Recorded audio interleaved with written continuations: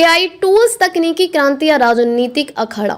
AI tools की बढ़ती ताकत, तकनीकी क्रांति या वैश्विक शक्ति संघर्ष। क्या एआई सच में निष्पक्ष है या यह भी राजनीति और व्यापार का मोहरा बन चुका है? आर्टिफिशियल इंटेलिजेंस एआई आज सिर्फ एक तकनीक नहीं बल्कि ग्लोबल पावर बैटल का नया अखाड़ा बन चुका है। एलन मस्क का ग्रॉक, चीन का डीप से, गूगल का जेमिनाई और ओपन एआई का चैट जीपीटी, ये सभी एआई टूल्स एक दूसरे से तेज और प्रभावशाली बनने की दौड़ में हैं। लेकिन सवाल यह है कि क्या ये एआई मॉडल सच में निष्पक्ष है या इनके पीछे छिपे हैं गहरे राजनीतिक और आर्थिक हित। टेक्नोलॉजी की इस रेस में बड़े देशों और कंपनियों के बीच सीधा टकराव दिख रहा है। अमेरिका, चीन और यूरोप अपने अपने एआई मॉडल्स को विकसित कर रहे हैं, लेकिन ये केवल तकनीक का खेल नहीं है, यह डेटा, विचारधारा और आर्थिक नियंत्रण की जंग भी है। एआई के महारथी कौन, किससे आगे? आज के समय में सबसे बड़े एआई मॉडल्स कौन हैं और वे कैसे अलग हैं, आइए समझते हैं। ग्रॉक, एलन मस्क का एआई जिसे एक्स ट्विटर के डेटा के साथ ट्रेन किया गया है। दावा किया जाता है कि यह अभिव्यक्ति की स्वतंत्रता को बढ़ावा देता है और अन्य एआई मॉडल्स की तरह सेंसरशिप नहीं करता। चैट जीपीटी, ओपन एआई का सबसे प्रसिद्ध मॉडल जो विश्व स्तर पर उपयोग किया जाता है। हालांकि यह अमेरिका केंद्रित डेटा पर आधारित है और इसके जवाबों में पश्चिमी झुकाव देखा जाता है। जेमिनाई, गूगल का एआई जो दुनिया की सबसे बड़े सर्च इंजन के डेटा का उपयोग करता है, लेकिन हाल ही में इस पर इतिहास और राजनीति को पक्षपाती तरीके से प्रस्तुत करने का आरोप लगे हैं। डीप सेक, चीन का अपना एआई जो सरकार नियंत्रित डेटा पर आधारित है। इस मॉडल को चीन के राजनीतिक विचारों के अनुसार तैयार किया गया है और यह चीन के अंदर अधिक लोकप्रिय है। यह सभी एआई मॉडल्स में एक चीज समान है, ये जिस देश या कंपनी के हैं उनकी विचारधारा को आगे बढ़ाने का काम कर रहे हैं। क्या एआई सच में निष्पक्ष है? विशेषज्ञों की राय। शिवनाथ यूनिवर्सिटी के प्रोफेसर आकाश सिन्हा का कहना है कि एआई असल में एक super charge auto complete tool है।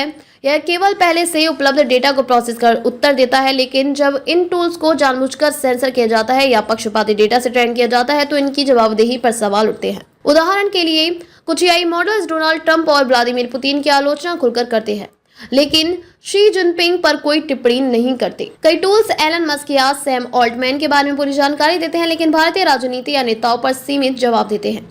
यूरोपीय एआई मॉडल्स जलवायु परिवर्तन और सामाजिक मुद्दों पर खुलकर बात करते हैं, लेकिन चीन या रूस में सेंसरशिप और मानवाधिकारों के उल्लंघन पर कम डेटा उपलब्ध कराते हैं। इससे साफ होता है कि एआई मॉडल्स की निष्पक्षता संदिग्ध है और उनकी कंपनियां, सरकारों और डेटा स्रोतों के अनुसार ढाला गया है। डाटा सुरक्षा और कानूनी चुनौतियां। एआई के बढ़ते प्रभाव के साथ डेटा गोपनीयता और बौद्धिक संपदा पर भी गंभीर सवाल उठ रहे हैं। डेटा चोरी का खतरा। एआई मॉडल्स यूजर्स की बात और गतिविधि। डेटा चोरी का खतरा। एआई मॉडल्स यूजर्स की बातचीत और गतिविधियों को रिकॉर्ड कर सकते हैं, जिससे गोपनीय जानकारी लीक होने का खतरा बढ़ जाता है। बिना अनुमति डेटा इस्तेमाल। भारत में digital personal data protection act 2023 लागू हो चुका है, लेकिन इसमें एआई के लिए कोई स्पष्ट दिशा निर्देश नहीं है। बौद्धिक संपदा की चोरी। एआई मॉडल्स कॉपीराइटेड कंटेंट का उपयोग कर सकते हैं, जिससे लेखकों, कलाकारों और वैज्ञानिकों के अधिकार का हनन हो सकता है। सुप्रीम कोर्ट की वकील खुशबू जैन के अनुसार एआई को नियंत्रित करने के लिए ठोस कानूनों की जरूरत है, वरना यह भविष्य में निजी जानकारी का सबसे बड़ा शोषण करने वाला माध्यम बन सकता है। भारत में एआई पर क्या हो रहा है काम? भारत भी एआई के क्षेत्र में अपनी स्थिति मजबूत करने की कोशिश कर रहा है। एआई टास्क फोर्स बनाई गई है जो एआई के नैतिक और कानूनी पहलुओं पर काम कर रही है।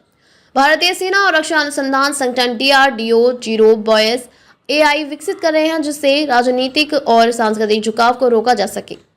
लोकसभा चुनाव 2024 में एआई का उपयोग बढ़ा, जिससे एआई आधारित राजनीतिक प्रचार और फेक न्यूज पर भी चिंता जताई गई। लेकिन अभी भारत में एआई पर ठोस कानून नहीं है, जबकि यूरोपीय संघ और चीन पर पहले से ही सख्त एआई नियम लागू कर चुके हैं। क्या एआई का भविष्य सुरक्षित है? एआई ने दुनिया में एक नई क्रांति ला दी है, लेकिन इसके साथ ही कई गंभीर चुनौतियां भी आई हैं। एआई में राजनीतिक झुकाव साफ दिखता है। डेटा सुरक्षा और निजता का खतरा बढ़ रहा है। कानूनी ढांचा अभी कमजोर है। आकाश सिन्हा का कहना है कि एआई को न्यूक्लियर पावर की तरह संभालना होगा। यह सही दिशा में जाए तो वरदान, लेकिन नियंत्रण से बाहर हो जाए तो बड़ा विनाश ला सकता है। अब सवाल यह उठता है कि क्या हम एआई को नियंत्रित कर पाएंगे या एआई हमें? आपकी राय क्या है? एआई की बढ़ती ताकत और उसके खतरों को लेकर आपकी क्या सोच है? क्या एआई को सरकारों और कंपनियों से स्वतंत्र होना चाहिए या इसे सख्त नियमों से नियंत्रित किया जाना चाहिए? कमेंट में अपनी राय जरूर दें।